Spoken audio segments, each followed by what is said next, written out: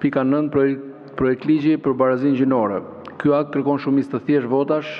Pas 12 orësh debate e përplasje mes palëve, socialistët miratuan projekt ligjin për barazinë gjinore me 77 votat e deputetëve të majt dhe 36 kundër nga opozita.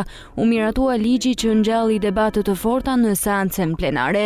Projekt ligji për barazinë gjinore, një nismë e qeverisë, synon harmonizmin e legjislacionit shqiptar me standardet e Bashkimit Evropian për të drejtat e njeriut dhe trajtimin e barabartë të grave dhe burrave. Projekt ligji u kundërshtua ashpër nga opozita, e cila u përplas për disa orë me radhë me mazhorancën. Seanca u shoqërua edhe me fyerje personale mes deputetëve, ku protagonisti ishin Sali Berisha përballë Taulan Ballës dhe Toni Gogut. Projekt ligji për barazinë gjinore parashikon të drejta, përgjegjësi, pjesëmarrje dhe përfaqësim të barabartë të grave dhe burrave në të gjithë diversitetin e tyre në të gjitha fushat e jetës.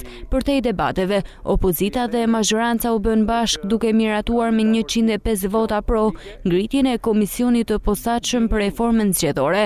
Ndërkohë, u rrëzua kërkesa e Partisë Demokratike për ngritjen e komisionit hetimor për shkarkimin e presidentit Bajram Begaj. Dhe shpreh gjinore rishkruhet gjini